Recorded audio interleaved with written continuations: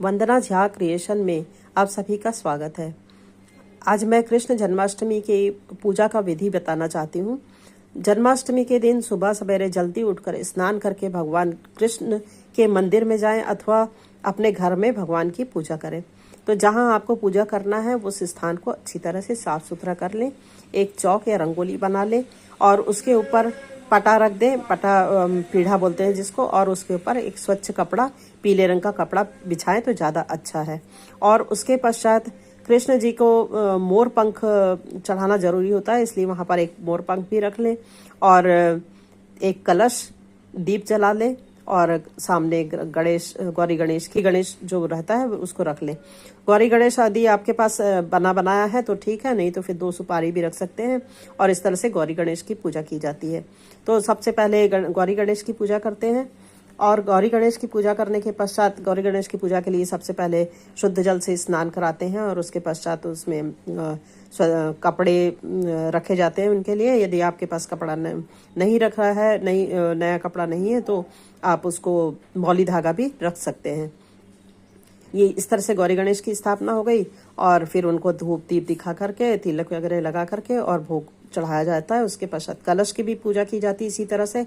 और शुद्ध जल जब आप छिड़कते हैं तो ओम अपवित्रो पवित्रो व सर्वांगवस्था गतो पीवा या स्मरेत पुंडरीकाक्षाय सह भायभांतरम शुचि, ये शुद्धिकरण मंत्र अवश्य बोलना चाहिए।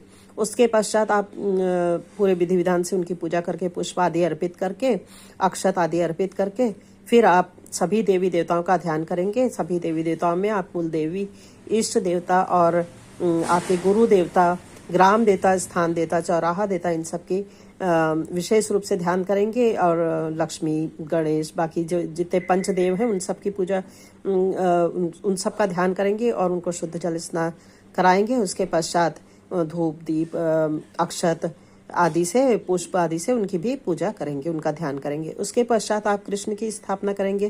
तो लड्डू गोपाल की स्थापना करने के लिए आप एक सिंहासन रखेंगे और एक कृष्ण जी की पहले एक किसी कांसे की थाली में उनकी मूर्ति रखेंगे और फिर उसमें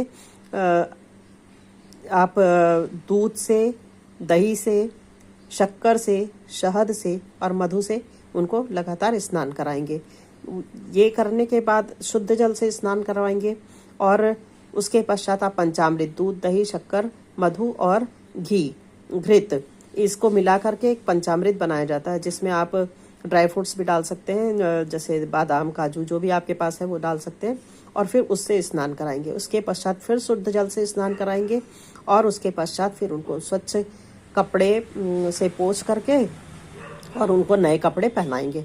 नए कपड़े पहनाने के पश्चात मुकुट वगैरह जो भी श्रृंगार आप उनका कर सकते हैं वो करके उनको स्थापित कर देंगे। तो ये हुआ उनका अभिषेक। और उनको स्थापित करने के बाद आप आसपास में पेड़ पौधे लगाकर थोड़ा बहुत सजा भी सकते हैं। अब जितना ज़्यादा सजा उतना अच्छा लगता है, मन जो है वो बहुत खुश होता है। और उसके बाद फिर उनकी धूप दीप से पूजा करेंगे, उनको जो पुष्प चढ़ाएंगे उनकी पसंद का, और उनको अक्षत उनको नहीं चढ़ता है तो उसके बदले तिल, काले और सफ़ेद तिल चढ़ाएंगे। और उस ओम क्रीम कृष्णाय नमः का जाप करेंगे कम से कम 108 बार। ओम क्रीम कृष्णाय नमः, ये मंत्र का जाप करेंगे। और इस तरह से कृष्ण जी की पूजा होती है। फिर धूप दिखाकर, धूप दीप दिखाकर, कपूर दिखाकर आरती की जाती है। तो ये सुबह के समय करेंगे और ठीक इसी तरह से रात्रि के समय भी आपको पूजा करना है। कुछ लोग कृष्ण जी का जन्म करवाते हैं, तो जन्म करवाने के लिए एक खीरा लेते हैं साफ सुथरा करके और उसके बीच में पेट फाड़ देते हैं उसका चौकोर, और उसके अंदर में कृष्ण जी को रख देते हैं और कृष्ण की मूर्ति रख देते हैं और फिर खीरे को ऊपर से बंद कर देते हैं।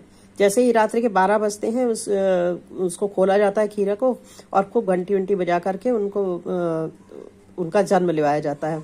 और फिर उसके बाद उनको अभिषेक करके और फिर उसको झूले में बिठाते हैं और फिर उनको झूला झूलाते हैं।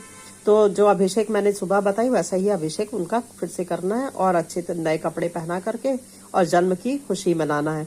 उनको पंजरी का भोग जरूर लगाया जाता है, धनिया डाल करके पंजरी बनाया जाता है। तो जो धनिया से इसी से उपास व्रत जो है वो खोला जाता है रात्रि के समय। रात्रि 12 बजे खोलें या रात्रि 8 बजे खोलें, जैसा आपके श्रद्धा अनुसार है। और व्रत जब खोलते हैं तो उसके बाद फिर आप इस दिन अनाज नहीं खाया जाता है, तो जो भी फलाहार आप खा सकते हैं। कुछ लोग साबूदाना भी खाते हैं, कुछ लोग खाली फल खाते हैं, तो ये सब करना चाहिए। लेकिन सबसे जरूरी होता है मोर पंख चढ़ाना। उनके पूजा में मोर पंख का विशेष महत्व होता है। मोर पंख चढ़ाइए और खूब खुशी से त्यौहार मनाइए। धन्यवाद।